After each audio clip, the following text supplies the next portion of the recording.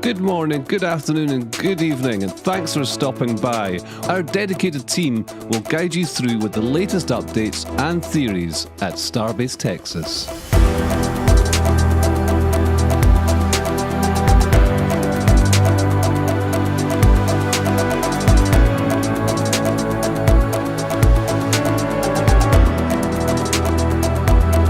If you're new to the channel, be sure to hit the subscribe button and the bell icon for future streams.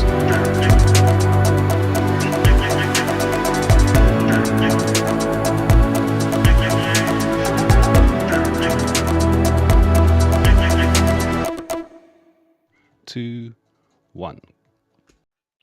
Good morning, good afternoon, and good evening, Starbase friends around the world. Welcome to RGV Aerial Photography, episode 102. Hope everybody had a nice holiday.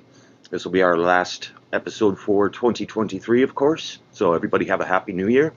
Just wanted to say some thanks for everybody for contributing to the St. Jude Research Children's Hospital fundraiser that we did a couple of weeks ago.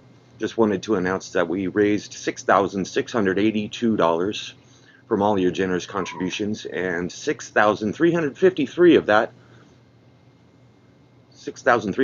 of that was matched by Jared Isaacman, totaling $13,032 for St. Jude's. Thank you all so much. I'll send it on over to Stephanie. G'day from Australia. I'm Stephanie B, and welcome to episode 102. Thanks to RGV Aerial Photography down in southern Texas.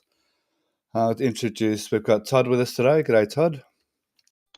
Hello, everyone. Thanks for having me again. Got another great set of pictures right after the static fire yesterday, so there's a lot of really good shots this week.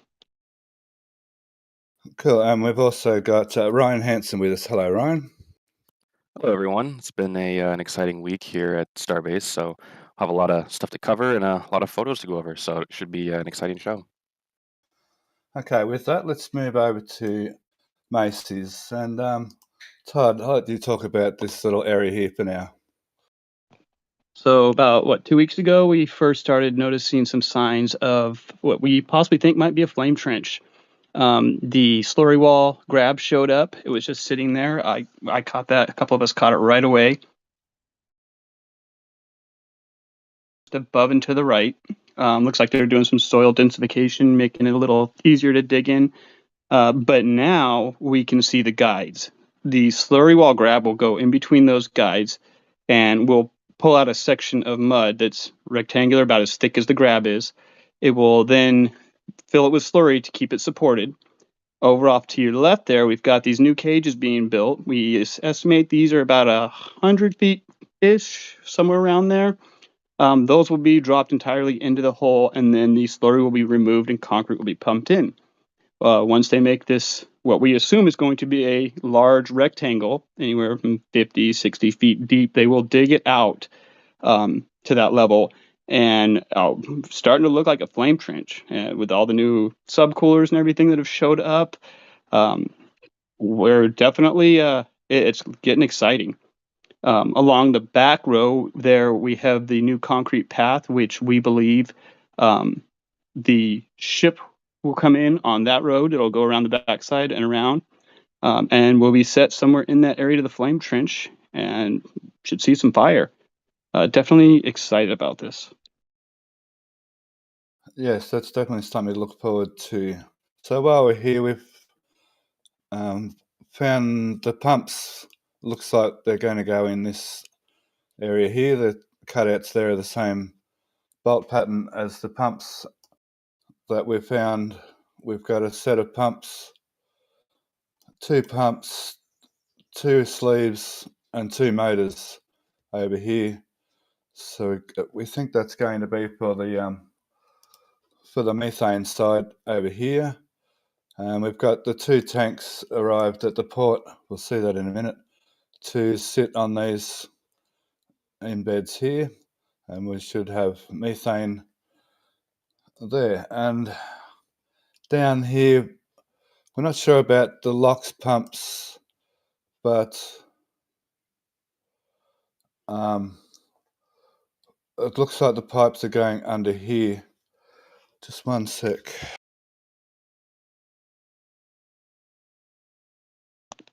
Yeah, I think we're going to see some more development going on for the oxygen side, depending on how high pressure they want to go into this ship, or they could just tee them right out of the lines that are right next to it. So we'll be seeing that soon, I believe. I apologise, I had the wrong photo up. Okay, so they've opened up the trench here, and we may see some pipe work going on here. We've got the stands in place and the trench open here, so the trucks that fill up the tank farm will be able to drive around this area. And this bolt, I'm guessing the liquid oxygen lines will go under the road here and then over to whatever flame testing area over here. So we'll have methane here and LOX coming over and nitrogen coming over through here as well for any kind of chilling. Booster 10's arrived, obviously, and we have ship 30 as well here now, arrived overnight. So I think that would actually be Booster 11, correct? No, this is Booster 12. Booster 11's in High Bay 1 getting its engines fitted currently. Oh, that's correct. Yes, I meant Booster 12, not 11. I knew you meant Don't worry, 11. Rand, I can't keep up with them either. Yeah, it's getting extremely difficult to keep track of where these vehicles are when. They all look similar too. So we had a fly with a drone, and what do we see over here, Ryan? So that is the payload bay section for the previous test article. It would have been 24.2. And what we can actually see in that area specifically is the payload bay door mechanism to open and close it, at least we believe. And based on kind of different photos and things that I've kind of seen in the past, the door is actually kind of quite interesting in how it operates. It kind of rotates as it goes up. We've seen that in some of the video. I know there was when 28 did its test out on the pad, we kind of saw that clearly. I think maybe for the first time. I think we may have seen that on 24, but it was kind of obscured in the high bay. But yeah, the door kind of rotates as it goes up, which is kind of an interesting mechanism. It's actually quite simple with the way that it works. It's basically like 2 garage door tracks with one of them, well, I guess technically 2 tracks on either side, where like the front of the door follows one track and the bottom of the door follows the other track. So that's what actually gives it that rotation as it moves up. So SpaceX is basically just pulling up on the door, and because it's following in these tracks, it causes that rotation to kind of flick the door open, and it's kind of unique, allows good sealing, and it's pretty simple. So looks like this test article is pretty well met its match, and may be getting a replacement here soon. And then since that photo's taken, it's been totally scrapped. We can see pieces of it on a trailer over here. So they're moving right along with their building and their scrapping, which is good to see. Okay, we've Max Q to thank for noticing that they've taken the vertical tank here out and put the spherical tank back in, which seems like they're going backwards, but anyway, that's what they've done. And previously we saw pipework staged here, and we can see that pipework's been put in, and we believe this is for oxygen pumps. This is the oxygen side here, and we may not see the vertical pumps like we do on the methane side. And the speculation there is because the ship oxygen tank isn't as high in the air, so we don't necessarily need the higher pressure here. And if it's just a ship being static fired, it won't be sitting on top of a booster, so we won't need as much pressure as the methane will need to lift the methane a little bit higher. But we could see more pumps in here. We'll see in the future. In that area to the left, in between the oxygen and the subcoolers, we're still watching that closely. They've been putting piles in, but we've been looking as hard as we can. We're not seeing an outline yet of anything. We're not able to. We were hoping to see a pattern and see if we could see what might be going in there, but all we know is they're putting footings in there, so something's going to go there. We're just keep watching like always. And for some reason, they've hooked the crane up to this cage again. So a personal speculation is perhaps we're going to see Ship 26 get cut in half from the common dome forward and perhaps put in the nose cone jail. And I only say that because they failed 24.2, they may need to retest that part of the airframe, which should be interesting if there's something wrong with it, considering they're going to fly 28 and 29 soon. But anyway, we'll see what happens there. Any thoughts on that, Ryan, or do you think maybe we'll just put the top back on the cage? I think it's there's a pretty good chance that 26 becomes a test article. My personal belief is I don't think the door actually failed on 24.2. I think that they tested it to loads above what we have seen so far, given where that test article actually failed. It was near the bottom around a ring weld, and pretty much almost immediately, kind of after that, they started putting some metal on 26 in that area. And of course, now we've seen all sorts of stringers. We'll probably show us a couple photos of that here in a little bit. But I think that they're testing something with 26, but I don't think it's really related to the door anymore. I think they're moving on to kind of another test to maybe verify some models that they have for computers and whatnot. So it's definitely going to be a test article. I think there's no reason why it would still be around and why they'd still be working on it if it wasn't. And they seem like they were kind of in a hurry to remove 24.2 here. So I think we might end up seeing 26, or at least part of 26 make its way down here to Massey's. Awesome, thank you. Okay, we'll go over to this building here. They're starting to put some roofing on, and we think guttering. It looks too big to be electrical conduit. It looks more like stormwater pipes. And on this photo, we finally get a view of the back door here, and we can see that there's actually going to be a door down the back there. And we get to sort of see the size of it. I'll get the right photo in a minute. But it's good to see it going along with the roof. They'll be able to fit out all the plaster sheeting inside now.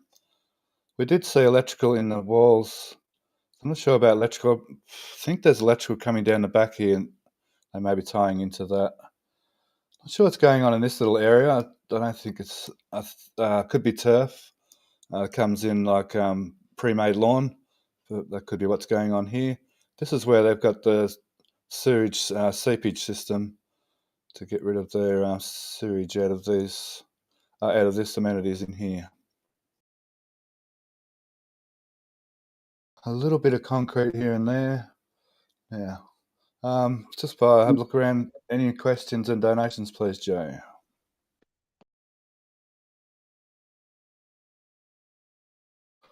I wanted to thank Methane Man for 10 gifted memberships and Sharpie for a $10 super chat. All aboard. Jim Cabot, $5. I'm on board. Yazada, $5 super chat. I'm on Sharpie's train. Got a couple questions from Nalbandian related to static firing here. Would it be possible for a booster to have a static fire over at Massey's? I don't think we'll see boosters here. I'm pretty sure we're going to see ships. In order to start up, the outer engines, we need the OLM, and having a second OLM out here is quite an undertaking for that. For that reason, I don't expect we'll see boosters. Exactly. Yeah, I would there's agree. a lot of fire from a booster, and it'd be kind of hard to contain it in such a small plot of land like Massey's. I think ships are about the biggest they could possibly do. Another question from Nalbandian related to the same thing. So if it's just a ship static fire, whoops, hold on just a second. I scrolled off screen. If the flame trench exhaust comes out towards the site itself, isn't that dangerous for the cryo station of the booster or ship where it seems to be aimed at? They do have it a little bit kind of off center from their other test stands, so that they wouldn't be, shooting any, small particulate directly towards any of the current test stands. They'll probably put up some sort of a berm. Not really sure how much that will help. I mean, I kind of expect the steam to kind of shoot more straight up, or not really straight up, but kind of at like a 45-degree angle. So I'm not too worried about any debris, I guess, contacting any of the other cryo stations yet. We Yeah, think the flame trench will have an angle on this end as well to shoot the plume up off the ground as well, so it'll come up in the air. Kind of what I was thinking, like maybe like a half pipe style design where it goes down then back up, and I'm sure we can expect water too. So if they do enough water, we might see nothing but steam and a little bit of coming out the back. We might not see too many flames.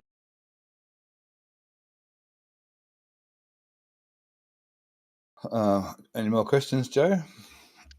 That's it for questions. I want to thank Jim Mailer for just gifting a membership, welcoming Kenny Crow to the server. Just became a member. Thank you, Kenny Crow.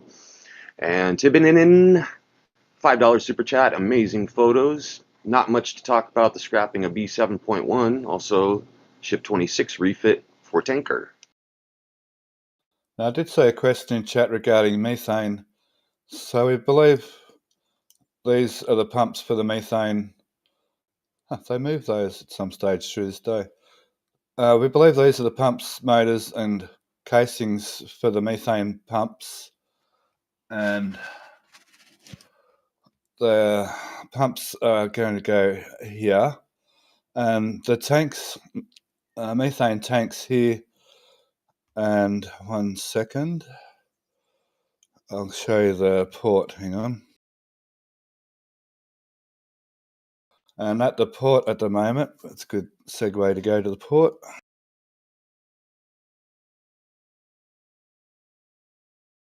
At the port, we can see obviously the tower section that came over from Kennedy. We also have these two tanks came over from Kennedy Space Center, and this is the base of them. And we can see bolt holes down the bottom here, which match that concrete over at Macy's. So just while we're here, we suspect, or we know that this barge will get turned 90 degrees, and the ramps put here, these ramps here, will come onto the dock here, under the pier, sorry, and the two SPMTs will come under here and carry the section off. And much like at the launch site, these tanks are sitting on pedestals that are allowing a SPMT to come underneath, lift these tanks up and roll them off the barge as well. So that's to answer the methane questions at Macy's. And have we got any more questions? One more. Go on. One more thing, Steph. Off to the left, the last time we saw this, that was pretty rough. Now it's not. It's kind of, it's quite rough still, but it's definitely been degraded. They've got gravel on the right there to the right in between the tank stands. And then we can see 3 pits over there. We believe there may be a concrete truck clean out or some sort of a settling pond. So it is slowly changing in the area over there. I noticed that. Thank you. Okay, we'll go on to build site.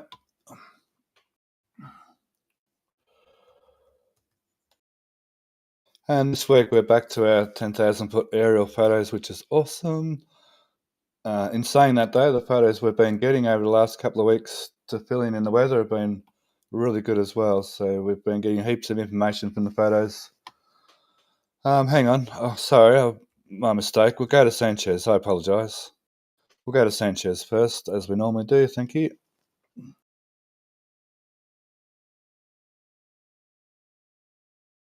Okay, and we'll start over in that area over here. So a few things going on over here. We've got another engine stand getting built for the ship, which is good to see.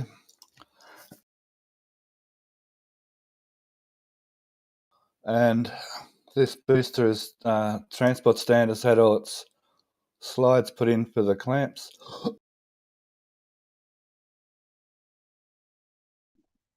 And it looks like they're... Go on. Go ahead. I was just going to say, it looks like they're setting up for another one off to the right there, too. So we should see another stand coming in, getting started pretty soon here. Yeah, these are some of the parts here. These square sections in... Hang on, I might be wrong there.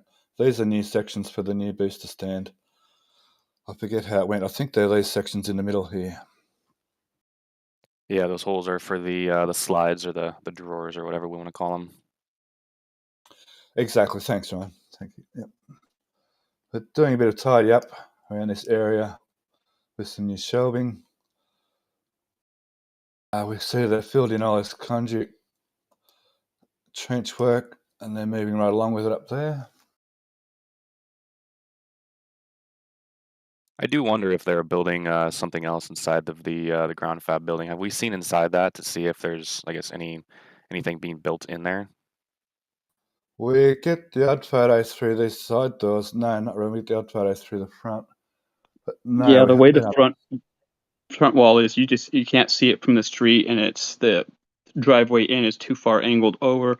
The only thing that we've kind of been guessing on is that it's a pipework, possibly for the new OLM, a pipework area. And then we only say that because we see pipes coming out the front of it, so we're not sure if it's that or if they are doing something big in there, which wouldn't surprise me if they're hiding it. There is pipework staged in the area, which suggests that they're already starting to fit it out to be a pipework for the new tower sections. Yep, that would make a lot of sense, being in close proximity to those. We're seeing a lot of drainage pipes being put in the area, and I guess that's why they left these bits of concrete left open, and some of the concrete areas left open here match the bigger size pipes, and some of them match the smaller size pipes. So I guess that'll all be going in soon. Some more concreting. We're seeing some more clearing of this whole area. So we're starting to see 5 of these areas for the tower sections, but we expect to see a few more so they can have all 9 sections here. They still have 1 or 2 to build. They've got section 8 and 9 still to build, is that correct? And section 7's the one that's at the port? I think depending on how you count it, there's a couple of essentially the very top is what they still need to build. I believe every other section has already been built, and yeah, one of them has been delivered to the port.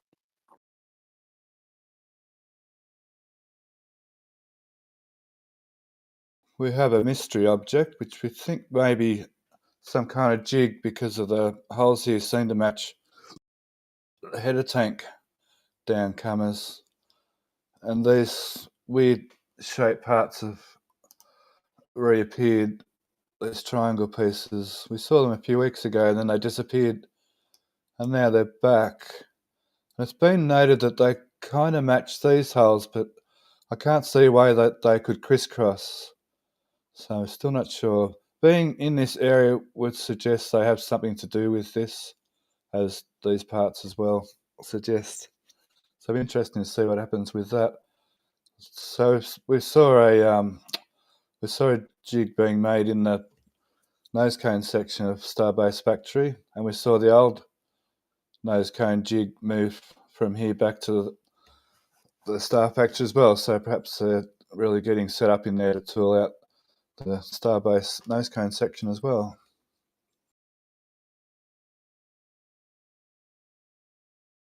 Okay, let's move over to here. We see they've installed all of the Starlink aerials. They've been putting some, I want to say they're air conditioning units, some kind of air handling unit up on top. Yeah, those are air conditioning units. So that building is expected to get quite warm. So I think it goes back to our original thought of an electrical bunker / communications bunker. And they need to keep it cool. So we saw this, we know that these are part of the Starlink system. So this is a ground station for this whole area of Texas. And we've noticed they've decommissioned the one over at the tracking station, we'll see later. And I understand we can't have two of them operating next to each other so close because they may interfere with each other. So this has a lot to do with the ground station of the Starlink system and nothing to do with local communication. This just transmits ground internet up to the Starlink constellation. And from the Starlink constellation, that's where the users get their information and data from up in the constellation. So this is just to service that whole constellation. And it will not be tracking the vehicle while it is in flight. And in fact, from this position, these dishes can actually see the stack on the launch pad due to the tower, and I believe it's Mega Bay 1 is in the way. So these aren't for tracking a vehicle. These are specifically just for Starlink communication. Yeah, that's correct. They're only for Starlink to go up to the constellation. They're not for anything to do with ground communications at all, as far as I understand. Thank you. We saw that last tank get removed. We think that's over at the port as well.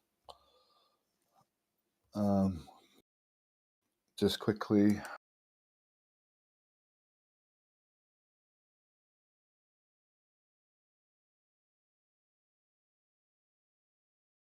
I think these are the two tanks from Starbase over here now. And they could be getting sold or they could be going back to Kennedy. We can't tell. And that's the truck that brought it here. And the SPMT type trailer. It's not self-propelled when it's being towed.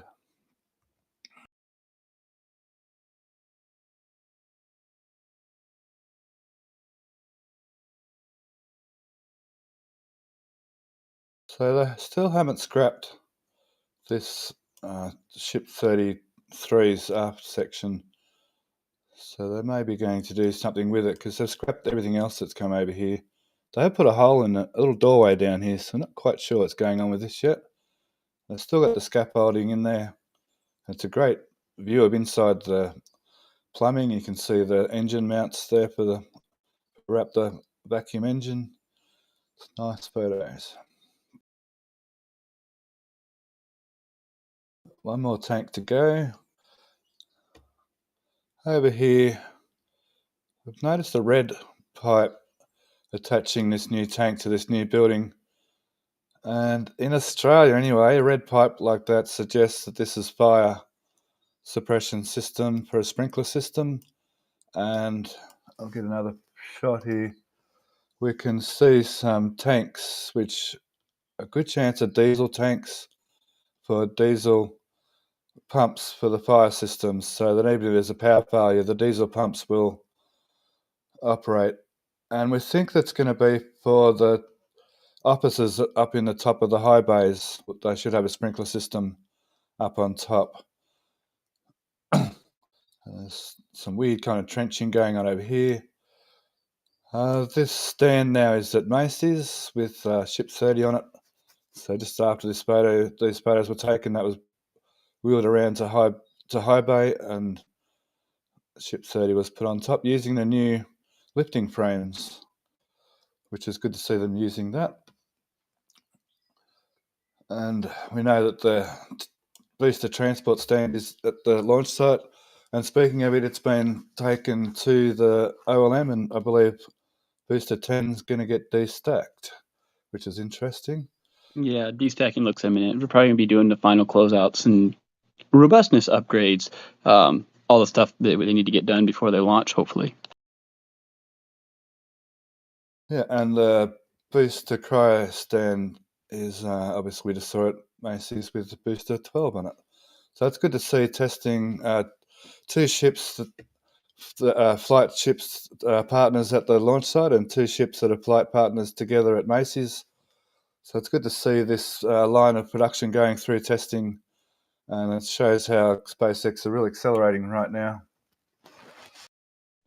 I think in this tank area with that building, we might be expecting to see another tank. We know they've been drilling piles in that area lately. And then over by we saw those pieces for what we believe might be a new tank coming in. I think it was up and over.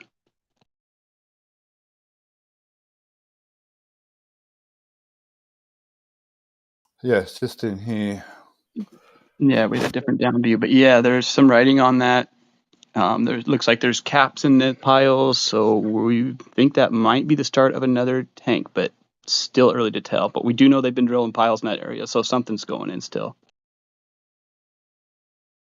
Those panels do seem slightly curved too, which would also suggest that they're part of a tank structure. I guess there's a whole lot Yeah. more to go, 'cause there's like hundreds of them in here, so there should be another whole lot of them. Another thing we noticed is the cap. There's a cap there and one down here as well, which match up with these. Yep.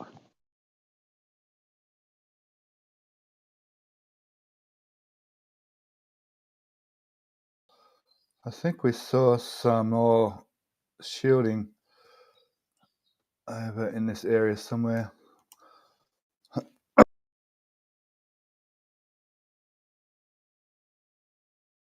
Yeah, what have I got? So the conduit work is continuing along the front of Sanchez. Looks like we've got some more, going to go into some more vaults here. And we'll see that at the build site later on, continuing from the other way back this way. So it looks like they are bringing some power around and back to the build site. Back to the Star Factory to come in the front. Before we leave Sanchez, I just wanted to mention one other smaller thing. If you could find a photo that shows the ship engine installation stand that they're currently constructing, there's a component or a couple components. Yeah, that one should work. So if you zoom in here, kind of to the left of it, there's those plate sections with the holes in them. Not sure if this has been mentioned before, but those are actually the burn panels, or the burn deck on the orbital launch mount. That piece, particularly in the top left, is one of the pieces that goes next to the booster QD, given its shape. And given the last two launches, we've seen how the vehicle has pitched over like it has. It is possible that those panels are getting worn down, and they may actually want to replace those between flight, we'll say maybe 3 and 4. So the fact that they're kind of here in this area and possibly getting worked on here would kind of suggest that maybe they're kind of prepping them for some installation. So I wouldn't. There's also another one. I think it's closer to maybe where the tower stations are. Like, oh yeah, there's a couple in that pile just below it, a little bit to the right, and a little above your cursor. There's a couple of plates with they're kind of like stacked. Yeah, right there. So that would be the other side of the booster QD. Is that top one? And then I think underneath it is maybe just one of the regular panels. So it's looking like maybe 4 of the burn panels could end up being replaced, which is roughly matches the burn pattern on the top of the launch mount. Thank you very much. So these are part of these curves sections in here. So here's a question. Do we think that we will see 3 engine installation stands for the ships, or because the ships have quite a few less engines that maybe only 2 will be enough? There's parts here for a third one over here. I believe they're the. Can we see it in this photo? Yeah, we can. These sections here. That's correct. Yeah, it does look like there is parts for a third one. Okay. Yeah, I was thinking too until we saw those, but they're definitely getting another one ready. You'd kind of think there'd be 3 engine stands per booster because there's 33 engines, and only 2 engine stands per ship because there's only 6 or 9 engines. But no, it looks like they're going to have 3 in each bay. Yeah, I kind of expected that that maybe they would reserve the 3rd slot for something like a tiling station instead.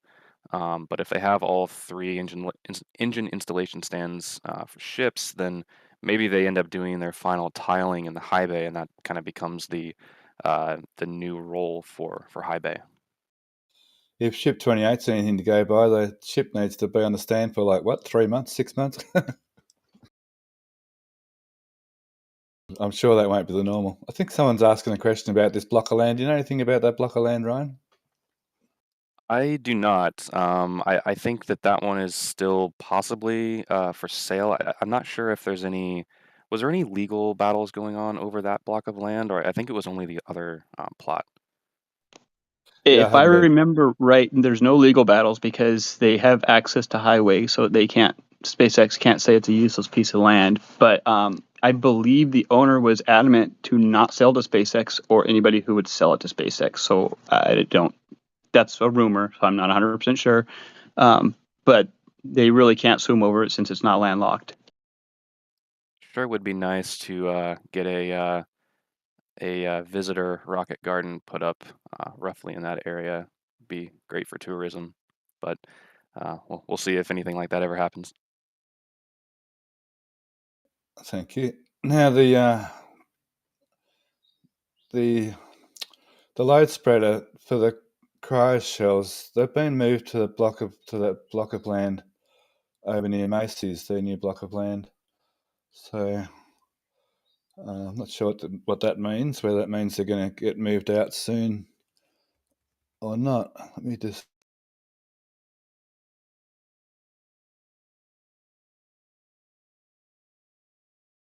One second, hang on.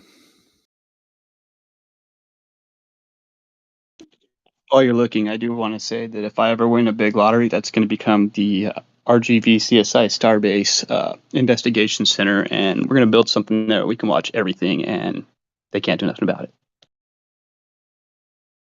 This is that block of land, and just next to here, that load spreaders are here. There's also new crane parts.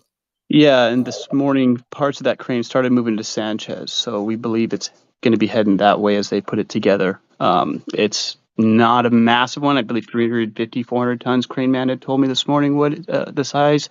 So I don't know if it's going to be for support of building tower sections or what, but it is on its way to Sanchez as of this morning, parts of it. Yeah, it sounds like tower section building would probably be a role that it would fill because they've got the other crane they'd use there for other stuff. So yeah, I bet it would be there for towers. So this is a photo that was requested by one of our long-time members, Stumpy. Wanted to have a look at how Macy's and the new blocks of land tie in with the build site. So Macy's is over there. I'm sure you Americans say Macy's, but Macy's, and that's the block of land with the crane on it now and the tank from Sanchez and the load spreaders now. And SpaceX also own this block of land over here that's being cleared. And there's rumours that's going to be an apartment building, but we'll just leave that as a rumour for now. And we can see how that all goes over to the build site. And I always get this backwards, but the village site is the launch site, and Sanchez is the Brownsville side of the site. This photo is also really good for showing like how flat the land is down around all of these facilities, and it if you've ever visited Starbase or maybe South Padre Island, it is interesting how you can pretty much see the ships and boosters just sticking up, out of the ground in various places, as you look to the south. So you can kind of pinpoint exactly where Massey's is now, if there is a booster or a ship there, because it's just a random ship kind of poking up. So it's pretty cool to kind of see that now, where before there was really no sense of where Massey's was, and now you kind of have a little bit of a landmark to kind of look for.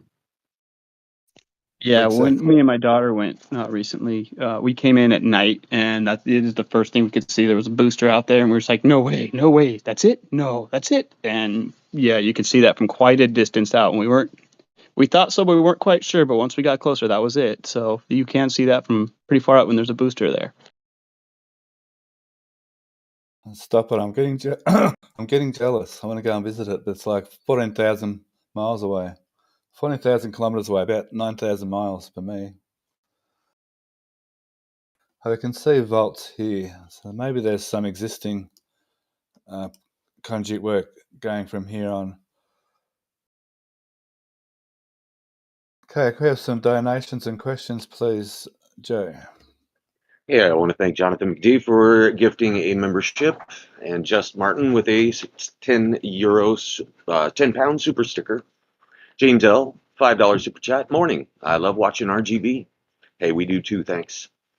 Nalbandian question: what do you guys think of Elon's statement of a build rate of 100 ships a year would be needed for Mars? How far off from that are we with the current construction taking place? Sounds like a Ryan question, please. I'm sorry, can you repeat that? What do you guys think of Elon's statement of a build rate of 100 ships a year would be needed for Mars? How far off from that are we with the current construction taking place? That's actually a good question. The the build rate of the ships has definitely increased considerably over the past couple of months as they've kind of figured out the tooling processes and layouts for the factory, and essentially setting up this assembly line for these monster rockets. And given that the factory is still under construction and is not done yet, I think it's pretty likely that in 2024 we could probably see a record number of ships built. Boosters are still kind of taking their time. They've kind of built some things, and they kind of sit on parts for a little while as they kind of complete them. But I think we're definitely going to see a record in 2024 for the number of vehicles that have been built. And I wouldn't be surprised if that rate kind of follows an exponential trend for at least a couple of years. And I would say 100 ships in a year, they could probably hit that mark in, I'd say, 3 years. Yeah, because even though they've got started getting faster and faster as it is, once the Star Factory is complete and really pumping them out, it's really going to jump in numbers very much. And by that point, they may also have a factory in Florida running as well. And of course, having multiple locations, building these vehicles, you're pretty much it's a linear increase. So, yeah, I would say it will probably get a lot of ships. The ships are fairly easy to build at this point. Boosters are a little bit more tricky just because they're a little more complex. But yeah, I think number of ships with the assembly line that SpaceX is putting together it's definitely feasible. And they're willing to kind of push the boundaries on things. If you've seen how Tesla and the number of vehicles they're able to produce, they are not new to putting together assembly lines. So anything is really possible at this point. For sure. Thank you. Ulrich Mueller with a 10 euro super chat and a question. Any idea why SpaceX moved tower sections from Kennedy to Boca Chica before they are ready to stack them? crazy how much concrete they waste to pour basements just to store them there. Yeah, my theory is they may be in a rush to use the foundation stands in Florida. So they may be wanting to move those sections here to kind of sit in storage because they technically have the space, even though it might not really look like it right now. They do kind of have more space than they did, even 3 months ago. But I think in Florida they may actually start building new sections of towers and getting those set up, and so they need a place to put those. So I think it's possible that they're kind of moving them here to make room in Florida. On that as well, before they can construct the stack tower, we think that they're going to use this GC building to put all the plumbing and infrastructure in the tower as well, which will take quite a lot of time, and that'll give them time to work out where they're going to put, well, I'm sure they know where they're going to put the puddings, but that'll give them time to start on the puddings, which I think will be the suborbital tank farm personally, but that's speculation. Yeah, the long lead item right now is still the tower foundation and the mount foundation. I think we'll see those take shape. I'm guessing they'll probably still be bringing over tower sections while we are seeing that take place. Considering if they continue to move these tower sections one by one, we might see them break dirt before all of the tower sections are even here. So, more questions, Joe? More donations? Our queue is clear. Ready to proceed. Just to answer someone else's question, Dave Avery's answered a question for me. This block of land, the owner wants $3 million for it, so not a bad bit of money if you can get it.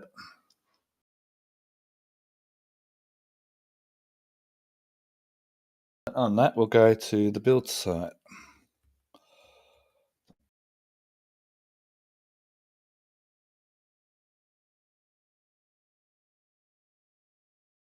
I'll start at this building again.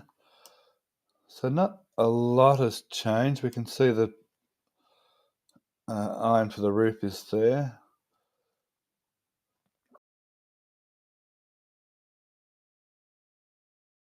We've got conduits. I think we saw that before. The conduits through here for the power that pops up over here. So we're still not sure we're going to see raptor nest here or here. So it'd be interesting speculation, just what people think. There is room for it down here. One speculation was that there's not enough room down here, but it appears like there could be room down here. Except if there's room plus room for a truck to get through here, it's probably the bigger question. Or if the buildings on this side would have been in the way of movement of things. Yeah, there's more than enough room to get a truck down there. I mean, that crane fits there with quite a bit of space in between the track and the building and the property line. So, yeah, no, that's definitely not going to be a problem. I think if anybody doesn't think so, it's just because it's so hard to gauge size in Starbase with everything else there that's so big. Whether or not they do it, I don't know which side they're going on, but there's definitely room. And this crane must nearly be finished its job here. I'll get the better photo. The counterweight tray is being loaded up with counterweights. Yeah, we noticed that this week. It is loaded up, so it's either lifting something big or it's laying down. We will continue to watch to figure out what that's doing. It's actually being loaded right now. So I guess the big thing here, you can see in this photo, ship 29 has moved from High Bay and it went around behind Mega Bay 1, came in through here, did a bit of a 3-point turn to get in around here, and it's now inside Mega Bay 2 and off the ground, being lifted by a second set of Generation 2 lifting frame. And we were watching the lifting, and the new frame has a landing pad, I guess you call it, a soft so it can kind of hug the ship. Can you talk about that, Ryan, how that works? Yeah, so the new 2-point lifters, they actually made a modification to them It was actually a couple months now. I believe we saw them first used on another ship. I can't remember which ship that is. They're all starting to blend together, if I'm being honest. But essentially, these are some padded sections that are kind of semicircular, and each of the 2-point lifters has these little parts attached to them. And basically, what they are is kind of like a tweezer that when they grab onto the ship, they don't actually initially have to line up um, the ball into the socket on the ship. They can kind of align the pad, and then as they squeeze in with the rest of the lifters, these pads kind of move. There's a little bit of give to them, so they can kind of line it up before they get that metal ball anywhere near the tiles. This is, we believe it's to kind of prevent some of the damage to the tiles around those lifting sockets. So they're able to line it up with very minimal, soft contact, and then once they're aligned correctly, they can kind of squeeze in and grab the ship. So just another way to kind of mitigate some of the tile damages. It still takes them a decent amount of time to kind of get those lined up, but they're still new. They're still getting used to them, and I believe this was the first time they've used those lifting jigs. Is it the first time they've used them on a bridge crane, or did they use them previously in the high bay? Well, I think they used them in the high bay previously, but this is the first time they've, I guess, used them in the Mega Bay 2. Correct. Yeah, I believe it was the high bay. I don't know if it was this exact set, but they have used a 2-point lifting jig in the high bay. So there's at least 2 of those new lifting jigs, and maybe a third. So we've got ship 29, ship 28 to launch site, ship 29 here, ship 30 at Macy's, ship 31 over there, and ship 30 in here, 32 in here. Another little thing we noticed in high bay, it took us a second to work it out, but there's a framework, a platform going in around these engine stands to link them all together. It's in grey steel there. You can just see in this photo. So we have 3 engine stands in here now. Booster 11 is on the third one on the right here, and I'm not sure the engine's all installed, but a set of ground photos we could see in through these holes, and we could see the engine shielding being put in. I'll try and dig that photo up later. Now let's bring up this other photo here. And a little surprise, we thought we'd see the ship engine install stand going in the back corner like Mega Bay 2, but nope, here they are in the front corner. So that's a bit of a surprise. So there's going to be 3 ship engine install stands, one here and one here, perhaps. It won't be like the boosters where there's 3 across the back all in line with a platform in between. So that's a little bit different. That might also indicate whether or not there even will be a location to store Raptors attached to this bay. Okay, there's something's going to happen over here because we have those. Oh, excuse me. We have those conduit work here, which sort of indicates something major is going on in here. Well, perhaps. Okay, there's a section of booster. Well, here we go. Booster 13's methane tank. Just came out of it was stationed here, then it was stationed over here, then they moved the ship, and so it's stationed back over here. I think it's back over here now, ready to go into the Mega Bay 1. Okay, let's go on to Star Factory. So the big thing about Star Factory, apart from all the new work, are these massive footings, which has got everybody puzzled and perplexed as to what's going on. So one little thing that is consistent with the rest of the building of Star Factory is a big footing on external walls with a small footing in between. But these footings, like, they're incredibly big. And what was you were saying something about this earlier, Ryan? Yeah, so those big footings look quite similar to the footings that you can kind of see up toward the top of the image that are kind of half underneath the concrete slab already. So obviously those large vertical steel structures are mounted to those bigger footings. So it's possible that we could see something similar to those put on top of these new larger footings that are toward the highway. And then of course the smaller footings kind of between those would be for the exterior wall. It's not really load bearing. It's more of kind of just an exterior wall. So it's possible they could do that. Now it does appear that the width. So if you look at the current structure they're building and imagine it kind of like a tunnel, um, to the right, if they were to put more of those vertical support structures, it kind of looks like it would be skinnier than the tunnel they've currently built. It's kind of just an observation. I'm not really sure how much that really has to do with anything. But one idea I had is that, possibly they don't actually intend on using that external part.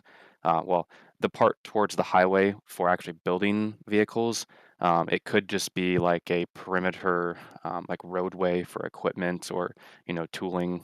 They may, have some storage along the wall. But it kind of looks like there's going to be at least kind of one main tunnel that they're building, possibly another one kind of to the left. It's really going to depend on what they end up doing with the footings. But it looks like this tunnel that they're putting together right now, it's definitely going to be for some heavy work given the structure, the bridge cranes that we're seeing. So could kind of support the idea that maybe they stack the nose on top of a payload section in here, or at least a partial one, fully outfitted. Not really sure yet. We'll have to wait till more of the structure comes together to kind of get an idea of maybe what kind of flow they have inside the factory. Um, but yeah, this section is definitely different than pretty much everywhere else. And it looks like it's a lot more built up, so it's going to take a lot more load than other places. You can see the smaller post in here where they have the bigger footing and a smaller footing. So that's carrying on through here. Definitely different. Yep. And this does mean that the side of the factory will be getting closer to the highway, so it's not going to be just flat all along the side as you drive down the highway. There is going to be kind of a bump out in this area that would kind of differ from the section to the upper left. It'll match the corner missing on the other end of this higher section, won't it? So they moved this whole barrier wall and removed a piece of concrete through here that was in here somewhere. And there was like a container. There was quite a bit of stuff in here. It's all been moved out, and that whole wall's been moved over. And they're changing the way the trucks are coming in and out. They used to come in and out through here. Some now they're coming in through here. And I think people are noting that on Rover 2 now Rover 1 now you can actually see through here quite well because these barriers have gone. And some more volts here. So that power, I can see it in this, no, not that photo, the one. This photo, we can see conduits here, and I'll look at the other photo. There's a photo where there's conduits coming in. So that's all continuing on from that conduit we saw from Sanchez, we believe, coming all the way around the front of the factory. Yeah, further down you can still see the directional boring in that direction, so it's going to continue on.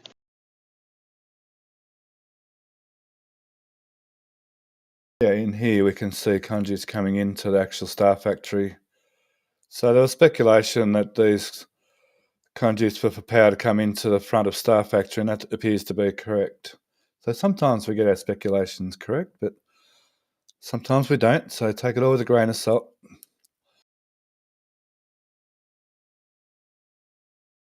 Okay. Just while I'm here, because you can see it on this angle, there's some plumbing. There's a horizontal borer or directional borer. From there, and if you follow in that direction, we find some pipe work hanging out all the way over here. So they're pulling in water pipes for the new housing over here, we believe, and that's coming from Sanchez, the water tank. The bore, the well over at the Sanchez, we think, is coming in to give water to the village.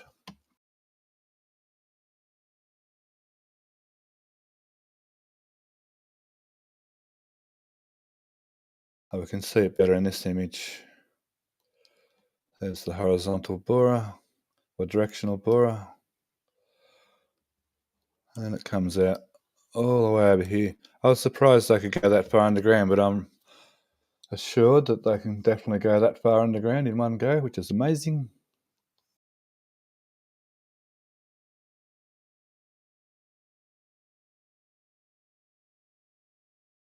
We'll go over to the village area.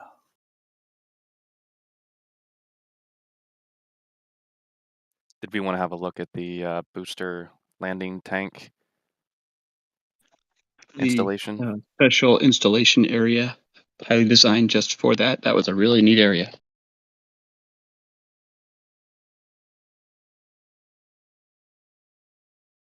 It helps if I plug my laptop in.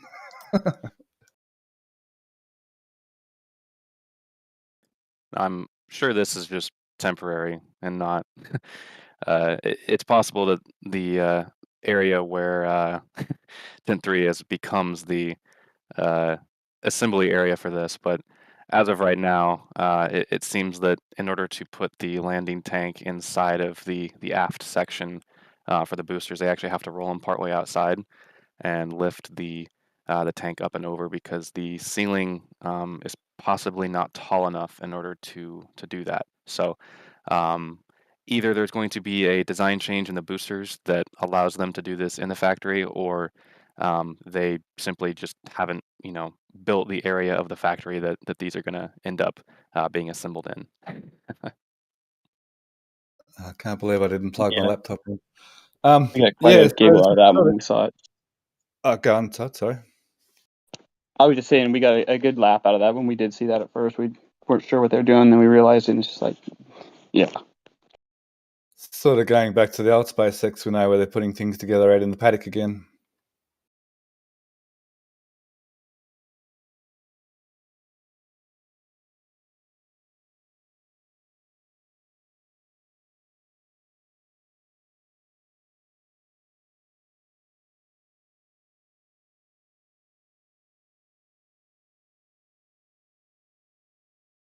So a bit more work going on backfilling all this area.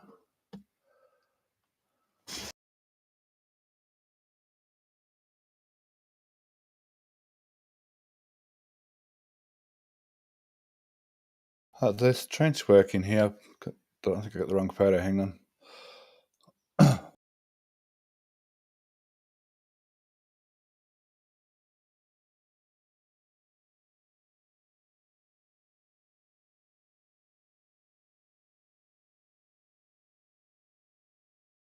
Oh no, it's all good. 1 second, sorry about this.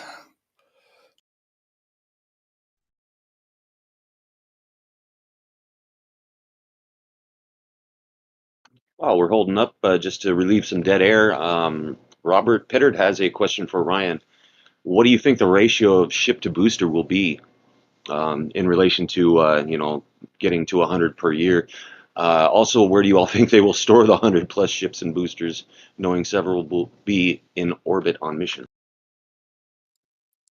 That's a good question. I think it's probably going to be a lot harder to predict numbers out multiple years. I would say over the next year, we should probably expect to see about a 1-to-1 ratio.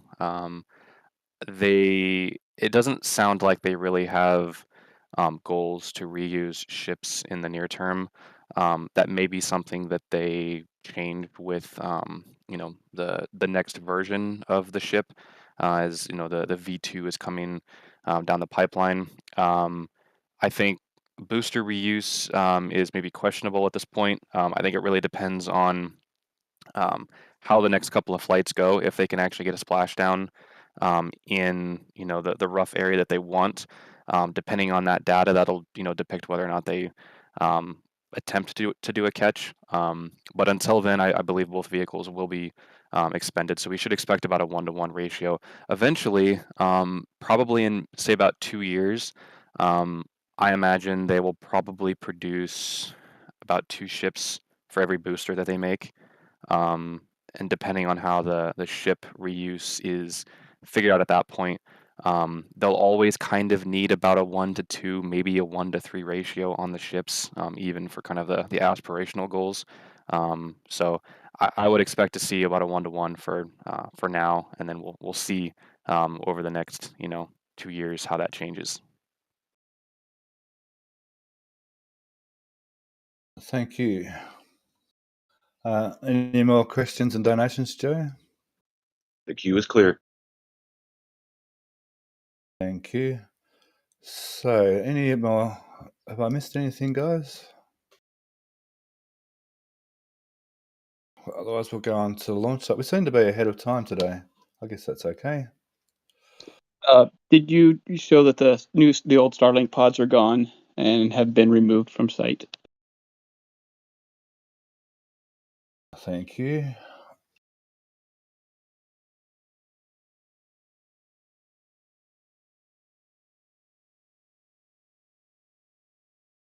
In this photo, they're not moved yet, but they have been removed. This was the low-level shot earlier this week, correct?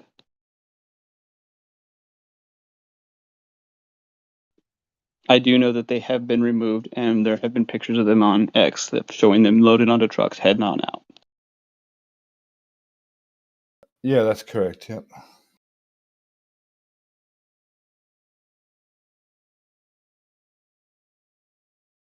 I see what I've done. I've kind of mixed a couple of photos up. That's fine. We'll work around it. Ryan, how much longer do you think 10.3 has for this world? It's funny you mentioned that. I was actually thinking about that as we were looking at these photos. I think they're kind of getting a rush on getting that nose cone area finished, or at least framed out, so they can start getting the sheet metal skin on it, so they can start getting some production through that area. And at that point, then tent 3 will come down. And I'm kind of speculating where tent 3 is maybe where they'll have maybe a little bit of a taller section for doing those booster landing tank installations. It's kind of what I was hinting at previously. But it's been kind of interesting watching SpaceX kind of work around these logistics here with trying to keep production going in some senses while also completely reconfiguring their entire assembly line, and some of the choices that they've kind of made for removing different manufacturing areas at a time, and how to kind of build and work around these. So it's not easy. It's pretty comparable to like an interstate interchange, or a major interchange, when you're going through and redoing those roads. Like, you can't completely interrupt all the traffic and tear out everything and redo it. You kind of have to work in stages, and SpaceX is doing kind of the same thing here with the factory and the production. I do know one thing with their building techniques and how they're doing this all. We were probably going to have to start putting a warning before the show for watch out for OCD triggers, because they've got that down, and I'm not even that OCD, but the little things we see here and there drive me nuts. Yeah, like there's quite a few things like that. So, what do we think about high bay's future as well? While we're talking about the future of buildings, I think high bay will stay for right now. I do think that it will become kind of well, I don't think you can do these in the same building because of the dust that it involves. But like, if high bay becomes kind of the tile finishing bay, then they'll probably have to confine it to just being that, because there is a lot of dust when it comes to dealing with the tiles. Or it could be like a payload building where they have, maybe they load their Starlinks inside the ships in that bay. I don't, at this point in time, I don't think they'll tear it down. but I suppose, nothing here is permanent. We've seen so many reconfigurations of things that were, seemingly semi-permanent structures, and so I wouldn't really put anything past them. But I think in the near term, high bay stays. Okay, a question earlier. I think I saw about boosted 11's development. We can see in high bay here from a ground shot from the 23rd. I think it is, 23rd of December. We can see the engine shielding has been put in, but not the engines yet. Ryan, that's the order of operations, isn't it? Yeah, it's possible they could have some of the center engines in, but at least in this photo, it doesn't really look like they have the outer engines put on. Of course, we can only see roughly 2 of the locations, but we know that they do put on the shielding first. They've kind of designed it in a way that they can put these external sections with the barrier walls kind of attached to them. They can bolt those in pretty early on. And then they can kind of lift the engines up, install them, and then kind of the last step is to put the exterior shielding, those kind of curved caps on the outside. So it probably, I would be surprised if they're not doing, I guess, some of the final, stuff for a lot of the shielding on like the center engines, because I think probably would make sense to install the center engines first and then move to the extra, the outer ring. So could be seeing engines on booster 11 here. I would say probably in the next month. A question about ship 26. So I think since this photo, there's been another set of stringers put on up here, and there's been some plates put on where 24.2 failed. Is that correct, Ryan? Yeah, I think you can kind of see some of the stringers on the very left side above the current ring. I think there might be some visible right there on the image, but essentially what they started doing with 26 was they put basically a doubler over the top of a ring weld, kind of near the common dome area. Actually, no, the forward dome area, kind of a little above it. And so that was kind of to strengthen that ring weld. And they have since put stringers in that area to actually strengthen those rings. And it, from my perspective, what it kind of looks like they're doing is they're trying to strengthen that lower portion of the payload section and translate the loads a little bit higher into the payload area to try and test, structurally above that. I think 24.2 was tested to failure, way above loads, and they kind of saw where it failed. They implemented a solution on 26 to try and prevent that same buckling in the same location. And it almost seems like they're trying to move that to a different place. They want to see what fails next. I've had a couple of conversations with Jax about this, and I think we're mostly aligned with what we are thinking they're going to do here. But it really does look like they're going to cut the top of 26 off, and they're going to test it at Massey's probably to failure. And it does seem unrelated to the door because 26 does not have a door, doesn't have a cutout, and it doesn't have like really any of the same similar internals around the door. So that's kind of what makes it seem a little confusing. So it, in a way, I kind of think it's come a little full circle with the whole HLS rumors and 26, that 26 could actually be a structural test for something that they want to do with HLS. So we'll see if that actually happens. If it does, it should be kind of exciting. And what are your thoughts about Ship 26 ever flying? You were saying something to me about the lower stabilizing points are an issue. Yeah, so those stringers that they put around the perimeter there that you can see in this photo, um, they actually go over the top of where the lower stabilization point on the chopsticks would actually touch the ship. So at this point in time, they can never lift 26 with the tower. So that it will never fly at this point, just from that standpoint. They could, possibly uncover them and reattach them, but I don't think they would make that move at this point. Maybe have ground image showing that. But yeah, there's the upper point that kind of underneath the flap. Actually, you could see the upper point in this image right here, right on the left side. If you zoom in, you can see the socket. Yeah, if you go up a little bit, Yeah. right there, Yeah. that's the socket. So basically, straight below that, it's hidden in this image, is where that lower stabilization point would be, and that is what they have covered. So at this Another point, question. Sorry, go on. oh no, I was just going to say, yep, at this point, 26 cannot be lifted by the tower. So I would say its days of flying are probably over. Thank you. And another question is, how does tiles work around stringers? Now, this section here has external strings as far as I know, just under here, and they're covered by the tiles.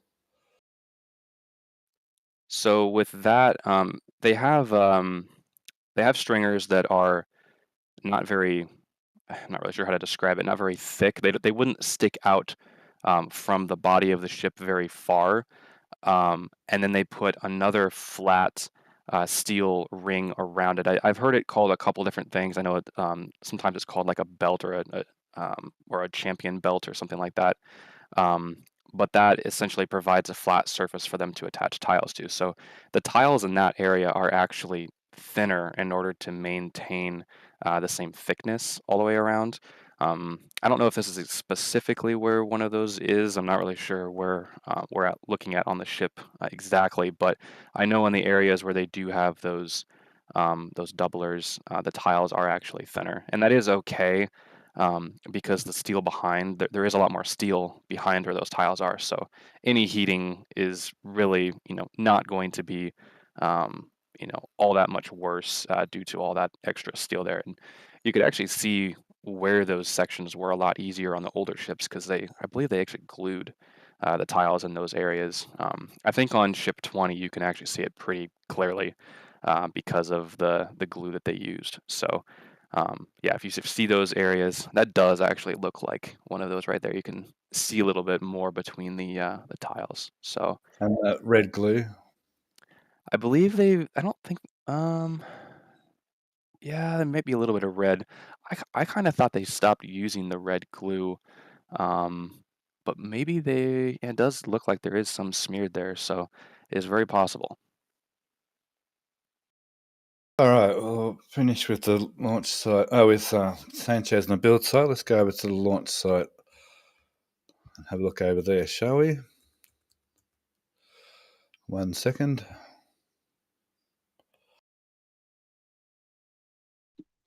Yeah, we really got to thank Mauricio for getting these ones in. It was right after this test fire, the static fire. So there's definitely a lot of things to check out and see. And thanks again, Mauricio, for all you do for us because this is just so fun that we get to actually even do this and so neat. So speaking about launch platform, let's just go straight into that, shall we? And the pad looks like it came up quite well. It doesn't look like there's any cracked. These become a bit more obvious, but that's a vault for some conduits and they're just tie down. So that's nothing to be concerned about.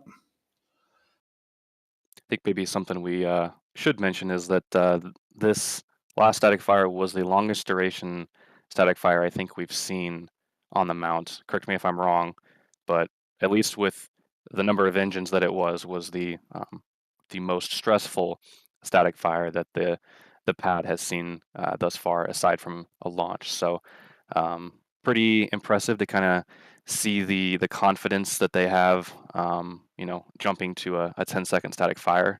I imagine they figured, well, it held up for launch, so let's see if we could throw a little bit more at it. And I hope they got a lot of good data from that. I believe it was about 10 seconds long, and I think we assume that all 33 started up.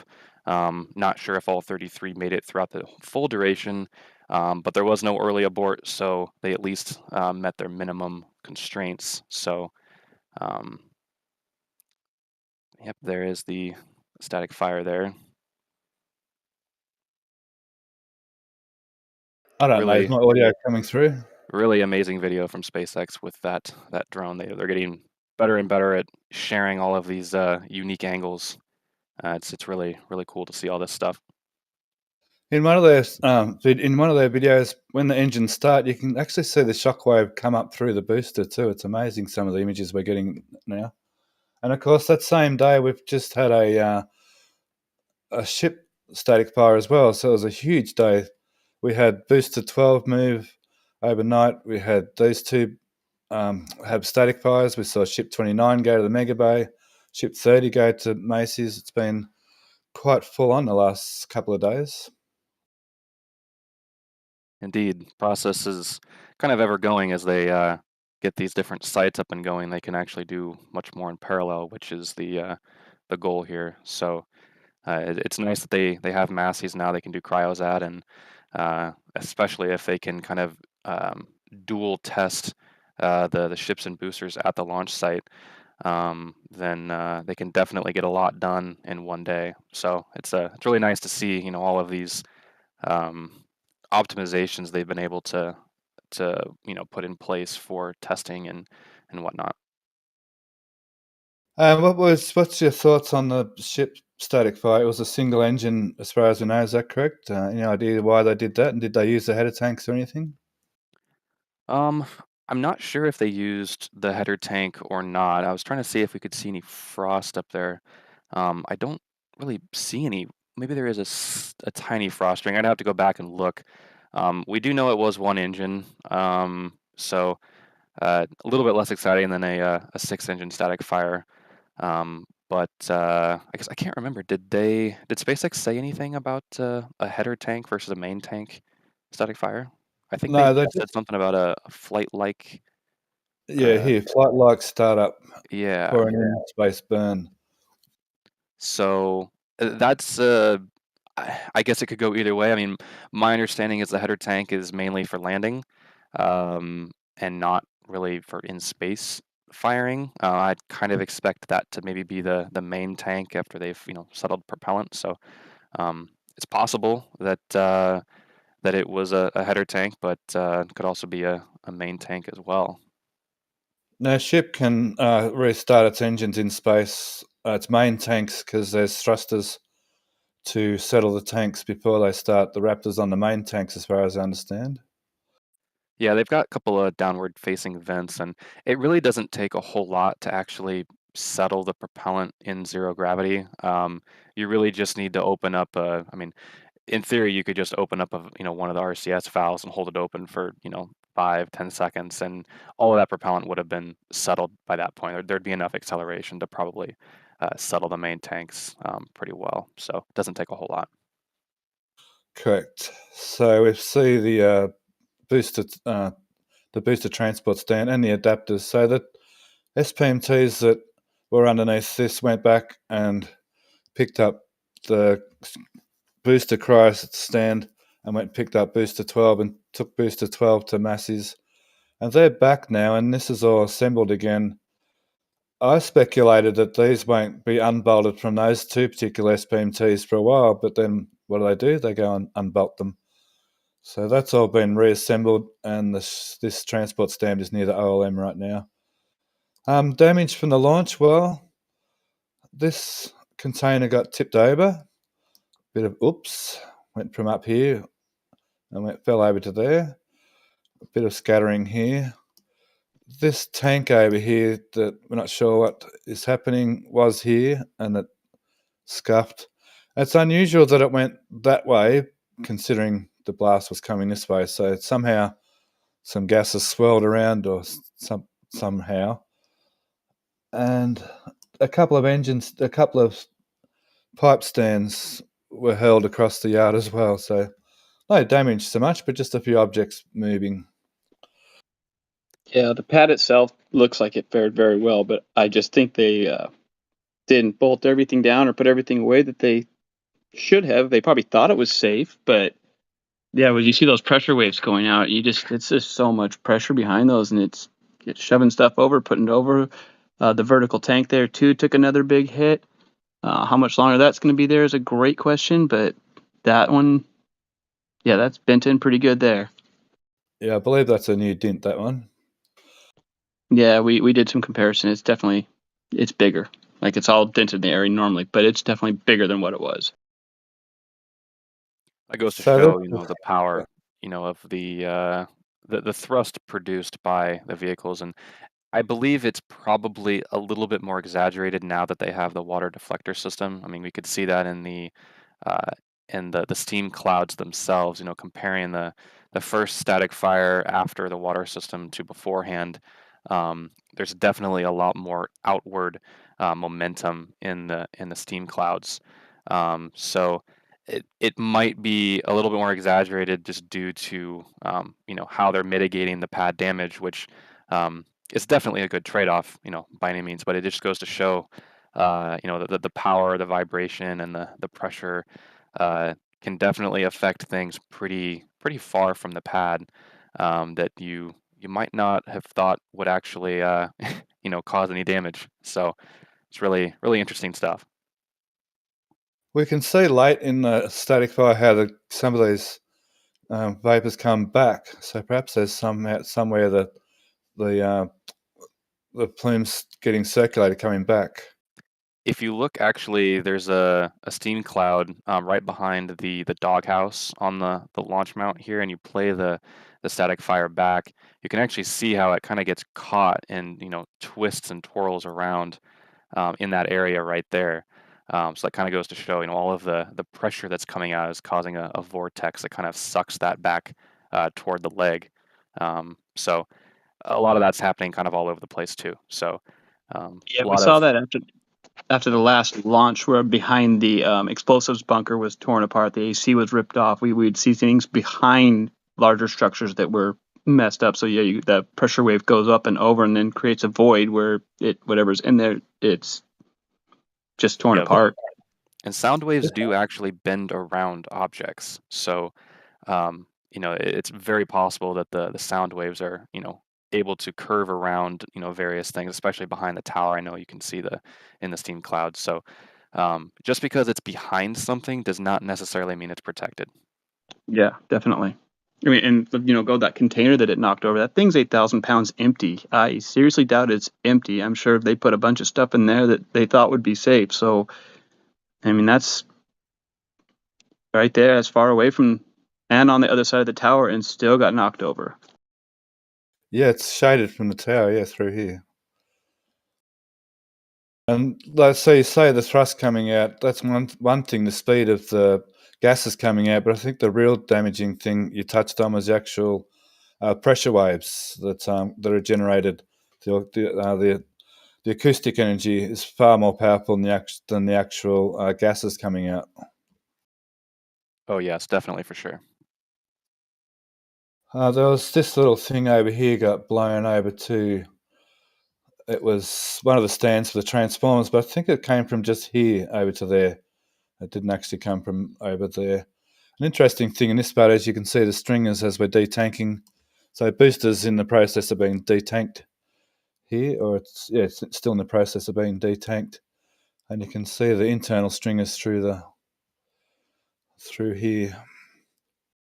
I'm actually pretty impressed that none of the scaffolding on the ship QD fell off. I might have to go back and look at some videos to see if anything actually fell off that. But that's interesting, being turned away like that. We see shipping containers, flipped over, uh, you know, 5 times, the distance away. And it's curious to see the scaffolding still up there, just fine. And this scaffolding would be mostly just for repainting, do we think? Yeah, it looks like they're repainting a lot of the. Well, actually, I think you can even see it. Kind of toward the back hinge, there's a patch of yellow. Looks like they've kind of been scraping some of the old paint off. But yeah, the arm, back when it was originally made, when it was welded together on the old landing pad, it was yellow.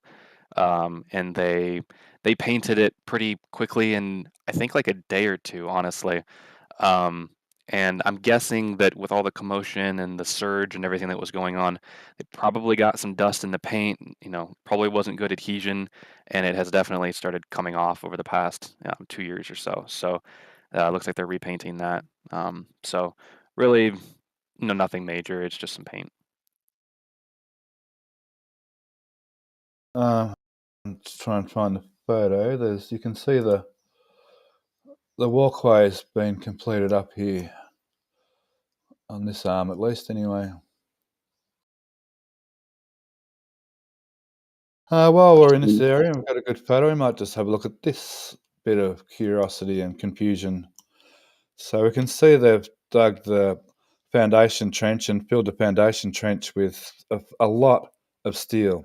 That's a lot more steel than you'd see on even a decent sized house. So this looks like it's going to be very heavy.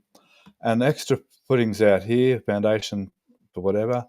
And these curious little cutouts here, there's 4 of them for who knows.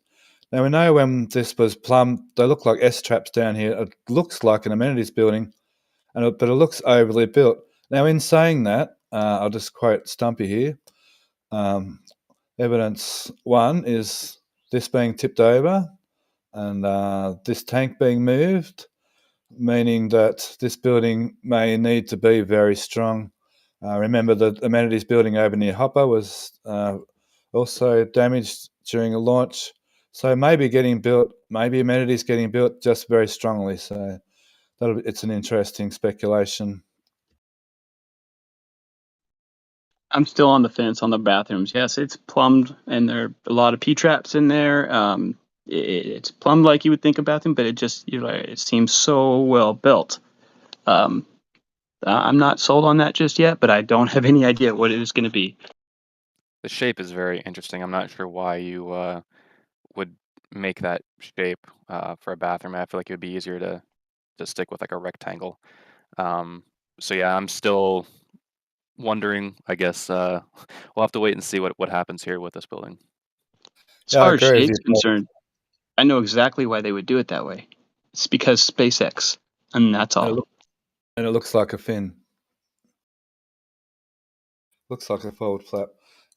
This trench work has been filled in. There's two rows of pipes being left out of the ground there, so that hasn't really answered any questions except made it more confusing as to what's going on.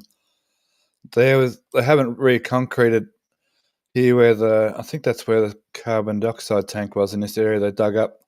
It still hasn't been concreted again either. So it's interesting to see what's going to happen there.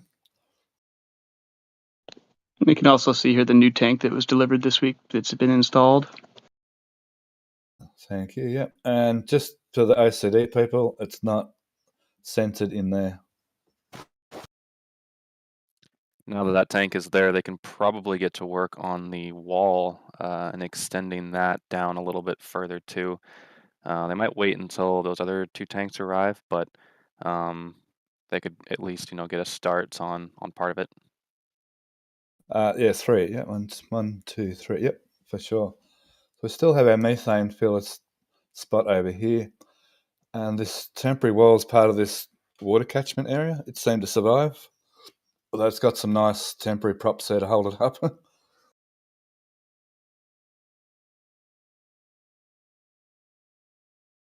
I'm going to try and find a photo in the tank farm area.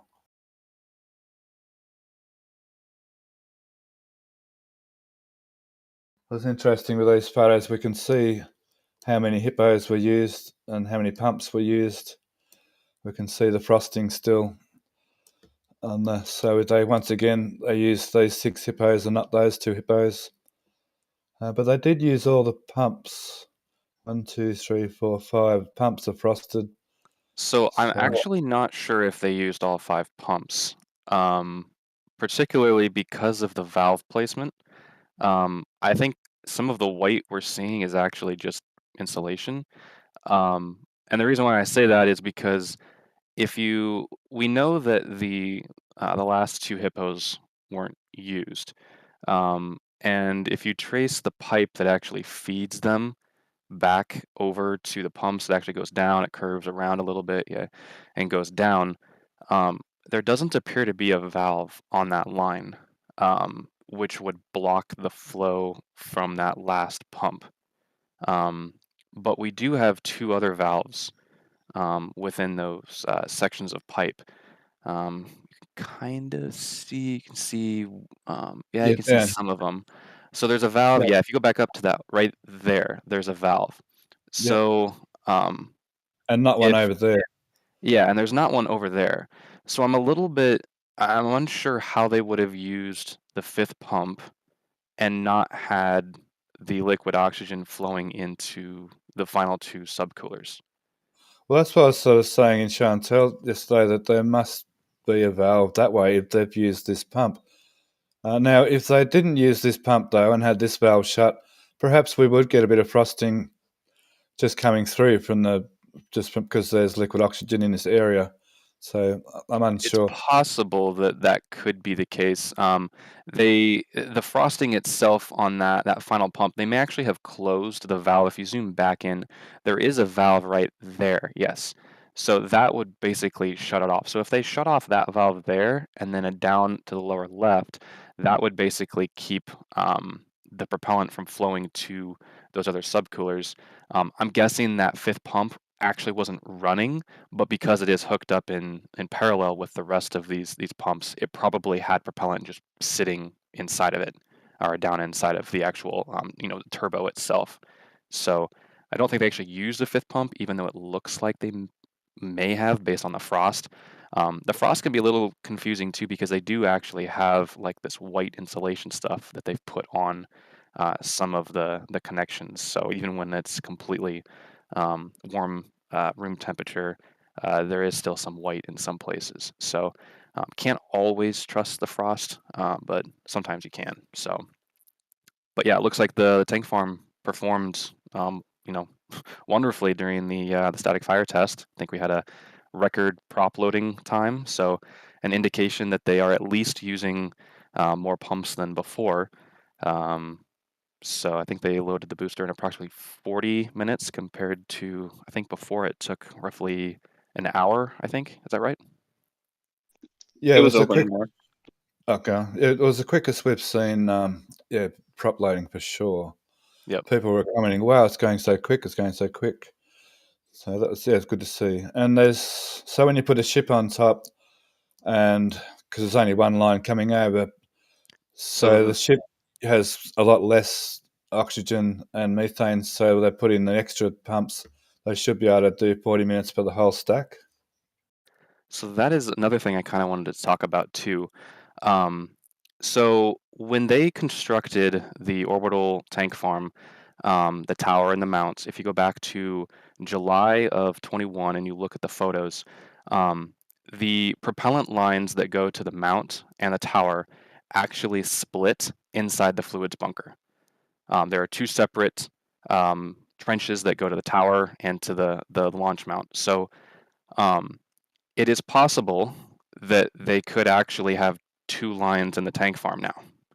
And this may be why we're seeing a difference in the subcooler usage. Because if you look at the LOX side, we can see that they have a row of, I believe it's six of the subcoolers being frosted and used, and two that aren't. And then on the methane side, they have 4 subcoolers, and they only used 3. Um, I'm thinking it could be possible that they have actually split the supply into the fluids bunker, and they may actually be able to switch, whether they are pumping, to like the ship or the booster. They were doing a ton of work with the trenches, and they had some covers removed at one point, and there is a little bit there. We didn't get images for every flyover, so we're not entirely sure of all the work that they did. But there also is another indication, which is underneath the new panel here, covering these valves, which we believe it has something to do with the detanking. And I kind of speculated when when the images of this valve assembly first came out, that it was kind of split into two for booster and ship. And it kind of looks like that's what they're doing here. You can see on the right side, we've got 2 of the basket strainers, which are completely frosted over. And that, I believe, is the booster return. And it kind of looks like over to the left, we have the ship return, which is not frosty because obviously the ship was not tested. And so I think if we were to kind of track these lines back, they might actually end up in the fluids bunker, and we may actually have a couple of new pipes in there. But I haven't been able to find any evidence that the pipes have actually been added due to the kind of the time between the flyovers. So have to kind of keep an eye out for that. Well, thanks for clearing that up, because we were speculating in show and tell there's only actually one line going through here and it's teed off. So you're saying there's actually 2 lines. So thanks. That does make what I thought originally. Because my thought originally was that these were actually plumbed to the ship independently of the booster, and because the booster takes so much more LOX and methane, it's kind of in proportion to have 6 to 2, and then in the same proportion over here to have 3 to 1 as far as propellants for the ship compared to booster. I was actually modeling the propellant lines before they kind of did all of this work. And I was looking back at a lot of the old photos. And originally, they appeared to actually add a lot of pipes, like they were going to hook up all of the subcoolers initially. And then that was kind of abandoned. I think maybe they realized, the power, they weren't going to get power, when they wanted to. And so that idea was kind of scrapped. But I think there's a possibility that they may not have even needed to add more pipes. The pipes may actually have already been there, but they weren't actually hooked up. So I'll have to go back and sift through some images to see if I can find actual evidence of that. But right now I'm kind of thinking, especially given the differences in how some of the stuff is plumbed, it kind of looks like they may have dedicated subcoolers for ship and boosters. So maybe they want more control. Not entirely sure.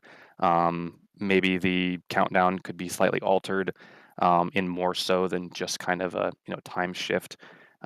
So we'll have to wait and see if they do a wet dress rehearsal, how different pumps and things are used possibly.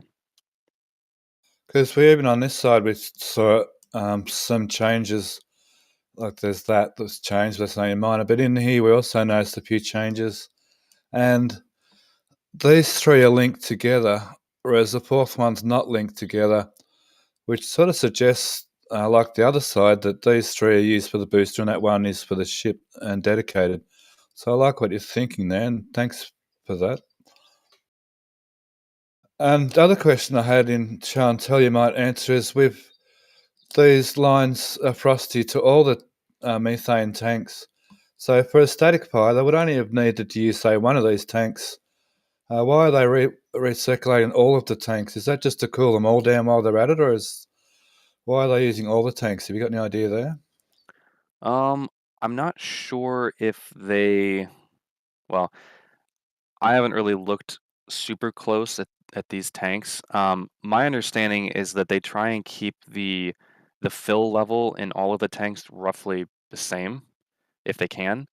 So when they're removing propellant from the tanks, and then they put it back, it would essentially be equally distributed. So as they're pumping into these tanks, it's possible that each of these tanks is receiving the same amount, aside from any of the losses due to being piped in series. But I think that would be why it's all frosty, is that all the tanks are basically being interacted with in the same manner. Thanks. That makes perfect sense. Makes perfect sense. Thanks. We've got about another 15 minutes to kill. So not a lot's happened down here. We've got some nice road. We've got the new SpaceX sign. I'm not sure whether that was there when Zach did the last stream. We've got some nice roadway in here now with some nice lane work. And we have seen a tanker come out of here. So this is high enough for a tanker to come out. And I think they've been watching tankers go in through, is it D2 over here? So maybe they're driving around. The tankers might be driving around, offloading, and then driving straight back out rather than turning around in the car park. I'm not sure. You think they'd be able to do a lappy around Well, they seem to be coming in and going around and coming out through here. So it's good to see they can fit a tanker through here. We've got our little, I call it a priest hole. It's something in the wars. They had these little, where they put a gun emplacement. It's the security guard shack here, we believe. I know there was some concern about the SpaceX, the new SpaceX sign, and possible wind and thrust due to a launch kind of knocking it over. And I would say it lasted the static fire. So there's at least one data point to suggest that maybe it won't. Um, but we'll have to see during the launch if it does suffer any damage. I think if they put uh, a launch mount any closer to the suborbital side, then we may have a problem. But at least with the current configuration, I think that sign will be fine. They've done something here with some covers. I'm not sure if there's still some work being done here, because that electrical work and conduit work has been put in, obviously. What you were saying about the orbital tank farm, now they're doing, static fires at Macy's. We could see this get removed altogether here. They've already started to get rid of Pad A. And this could possibly be a spot for the second launch mount. I think we already touched on this earlier. And I only say that because it's not going to be needed anymore. And the amount of conduit work that was put in here just sort of leads me to believe that there's something big going to happen in this area. And perhaps a launch mount. I know the issue with the launch mount is it's so close to the road, so I've got no idea, but it just sort of seems that way. Yeah, I'm still a little bit, skeptical about kind of all of the moves that are happening right now. Seeing Pad A go away was a pretty big surprise. I'm not entirely sure, what the thinking is here. One of the ideas that I speculated was that Pad A was going to go away no matter what, anyway, because they actually wanted to get rid of the ramp going up to it, because the ramp actually causes a little bit of an issue with the main entrance to the launch site, and especially now that the landing pad has essentially become a tank farm. It's getting kind of difficult to actually roll vehicles in, especially once they add the extra 3 tanks, and the presumed berms and walls around them. Um, the turn into the launch site is going to be a little interesting. So I'm kind of speculating that they're going to completely remove the ramp going up to Pad A, and we're actually going to see the main entrance to the launch site move closer to Starhopper, um, and it could actually go, basically straight in there where the cursor is, and that would then allow vehicles to kind of make a simpler maneuver to get to the current tower. Now, as far as a second tower goes, still a little 50-50.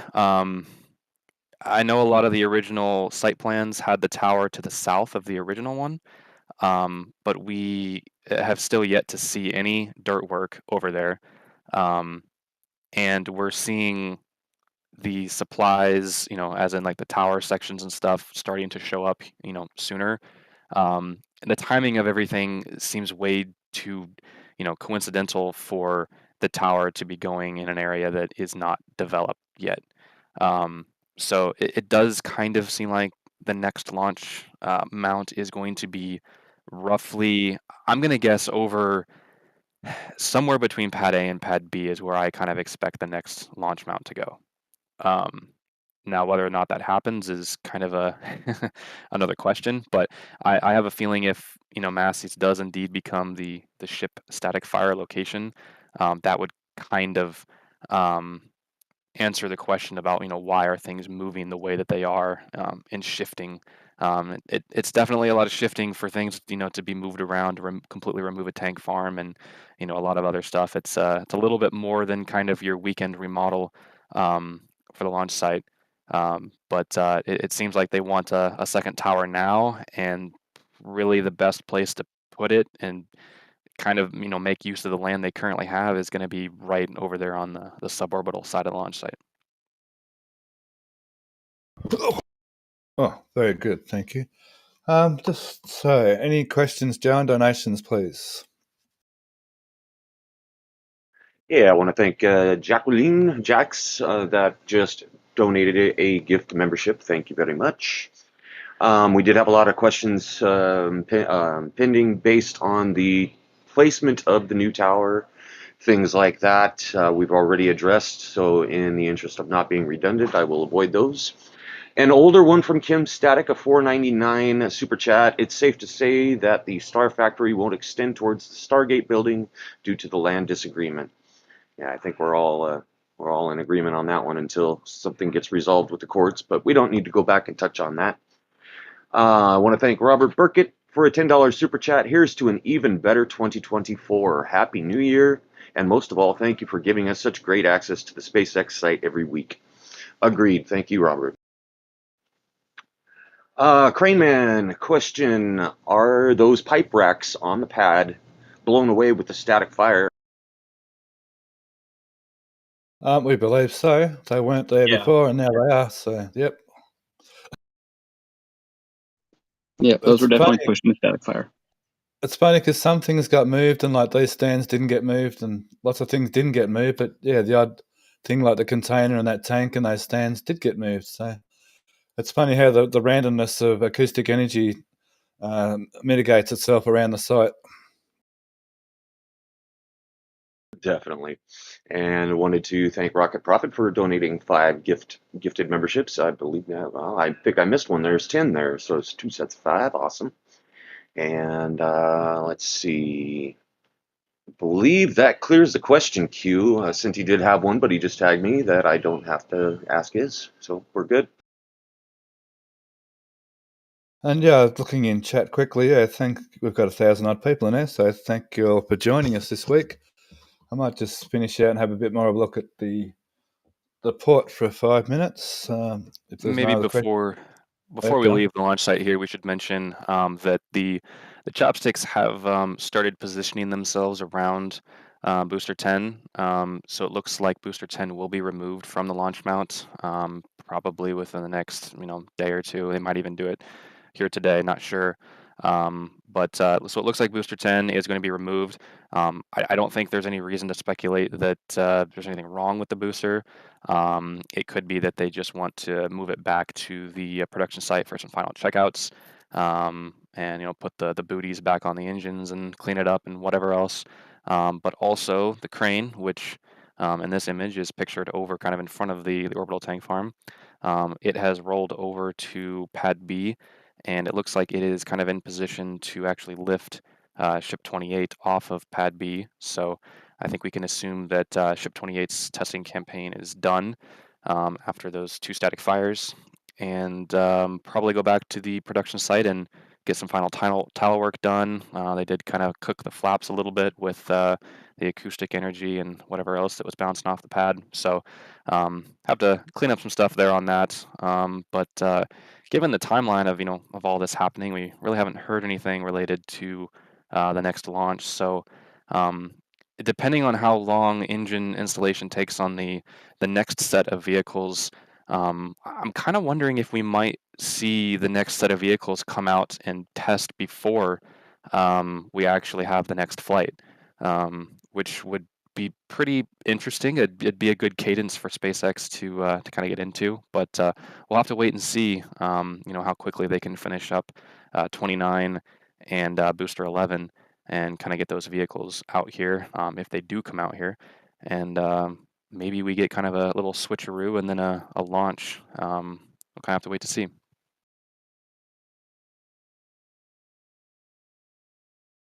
Wanted to thank Natom B for a gifted membership as well.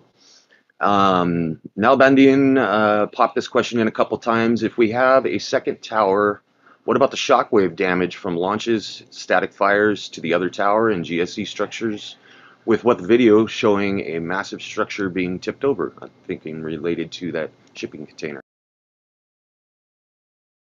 That's been a concern of mine, definitely. Especially if the second tower does end up, roughly where, pad B and pad A are. it's roughly, about the same proximity to the highway as the current mount would be. But yeah, I guess the new signage would definitely be a lot closer to, the vibrations and the acoustic energy and the pressure. So that could definitely cause some additional damage.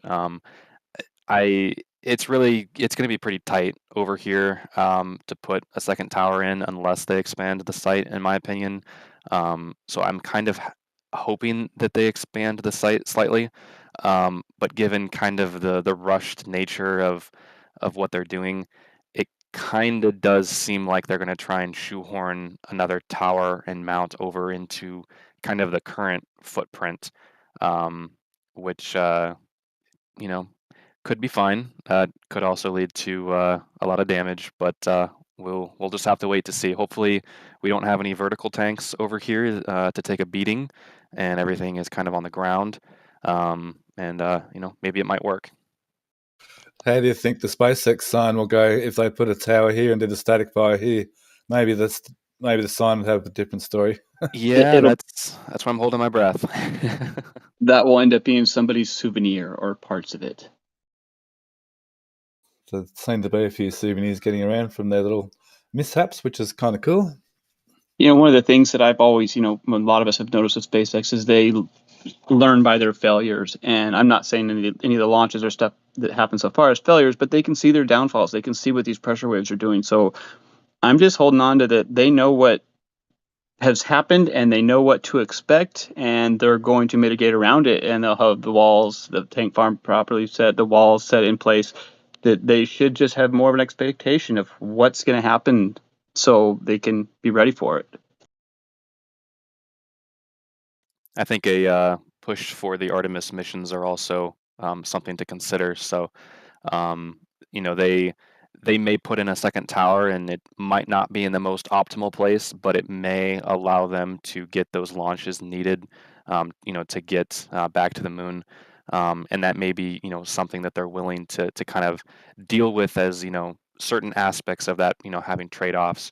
But in the long run, it might be the better of all of the options that they could have.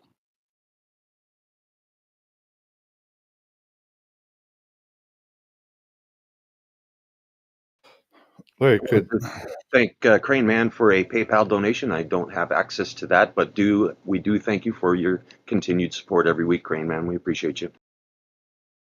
I found that image I was looking for. It was in the wrong folder. So that's the lifting load spreader for the cryo shells, we believe. And that's the new crane that's getting sent to Sanchez. It is interesting to see that load spreader because I believe that was near Sanchez.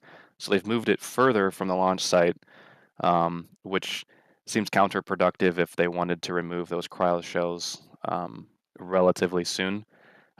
They may have encountered some issues and are deciding now to hold off until maybe after the third flight and then deal with whatever issues arose. But it's kind of only speculation right now. Well, it's still on a trailer, so it's probably quick and easy to take it back to the launch site. Because we did see the cryo shells getting their lifting tabs inspected with a X-ray machine or a dye. I think they were saying in chat where they put a dye on and they put a developer on and they can see cracks. Yeah, yep. They were inspecting those. So maybe they found an issue and they don't want to deal with it right now, so they're holding off. Or it seems a little odd that they, even on a trailer, that they moved that stuff further from, the actual site. But we'll have to wait to see. So we got some good photos from the port this week as well. Thanks, Mauricio. So I think I touched on the tanks before, and the new the liquefaction plant. I just missed the photo. It's like a big Tonka toy set going on out here.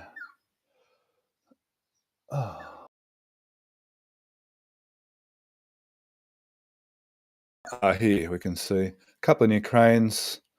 There's someone's Tonka set. Nice little Tonka set. So they're on holidays here, I guess. Nice big batch plant for concrete or for the slurries. There's 3 drillers. These drillers have multiple drill heads on them. They're like 4 augers instead of just one.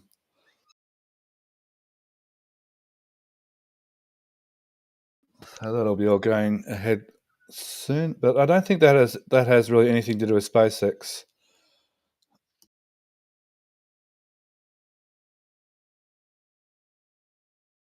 I think there's speculation that there may be a pipeline going over to deliver methane to Starbase, but I'm not sure that's correct.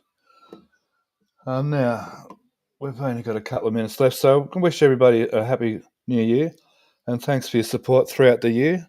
And I feel quite privileged to be able to jump in and fill in for Zach when Zach's not around, and that's good. We still have Zach every time he can be here, and so I really appreciate everyone's support and encouragement and throughout the year, and we hope we have another awesome year next year. And looks like there's lots of things in the pipeline to be looking forward to, with new towers and more ships coming through and more factories being built, more of the factory being built. So let's look forward to a good 2024. And with that, I might sign off and let Todd go ahead and sign up and pass it on to Ryan and then Joe, please. And thank you, chat. Good to see you. Bye.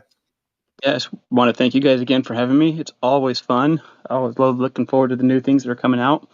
Wish everyone a healthy, happy, safe 2024. It's around the corner, and we'll blink and 25 will be here. So just have a good time, and thanks again for supporting. We really appreciate it. Go for it, Ryan. Yes, thanks for stopping by, everyone, and checking out the episode. We like doing this for you guys. These images are really inspiring for a lot of people that are trying to get into space flight, and they want to know all the little ins and outs of setting up a launch site and everything that goes along with it. So these views into kind of SpaceX's operations are very unique, and we definitely love to see them. So I hope we can continue to keep doing this, and the next year should bring a lot of unique and interesting things as we kind of see a lot of different things take shape. So I'm very excited to see what 2024 has in store for Starbase in Texas, and it should be a fun one. So go ahead and pass it off to Joe, and you can close out. All right, I agree with all that sentiment very much. Thank you both, Ryan and Todd, for your time and expertise and commentary today. Thank you all for an awesome chat. Thanks, RGV team, for catching these images on a regular basis, keeping us all informed. Thanks to Emlyn, our new stream producer, for pulling off a nice stream today. We appreciate that. And, pushing the buttons, turning the knobs and all. With that, Happy New Year. Most engines cut off. Hot staging confirmed. Love you, bye.